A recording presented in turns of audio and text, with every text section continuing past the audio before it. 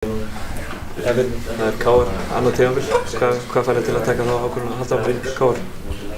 Mér bara líður vel í KR og langar að spila fyrir KR. Þannig að svona, þetta endaði degi, þá var þetta ekkert erfið ákvörðun sko.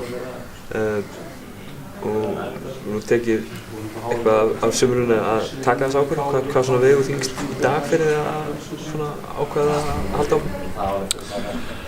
Bara, já, eins og segja, maður bara líður vel í það. Það er svona 1, 2 og 3 og gaman að spila hérna og hérna. Það sem tók tíma var bara allt lengi í gang, skilur við. Finnur hættir allt í hennu og ykkur gæði veit ég hvort það ætla að vera áfram eða ekki. Þannig að maður svona, maður geta að drífa sig alltaf mikið en Takk þessi tími alltaf? Já,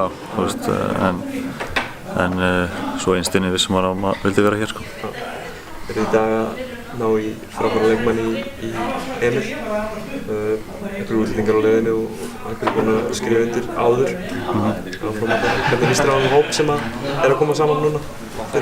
Bara vel sko, það sem ég heyrt bara frá Inga og stjórninni varðandi útlendinga og þeirra pælingar bara vel sko. Og mér finnst mjög fínt að fá Emil inn í þetta. Það er bara mjög góður og fjölhæfur leikmaður. Mikil keppnismaður sem er alltaf gott að hafa. Þannig að ég er bara sáttur með þetta. Þetta verður svona svolítið breytt í tímar en það er bara gaman. Þið ná að gera almennilega allu að setja þér? Já, alltaf. Það er alltaf markmið mitt. Takk.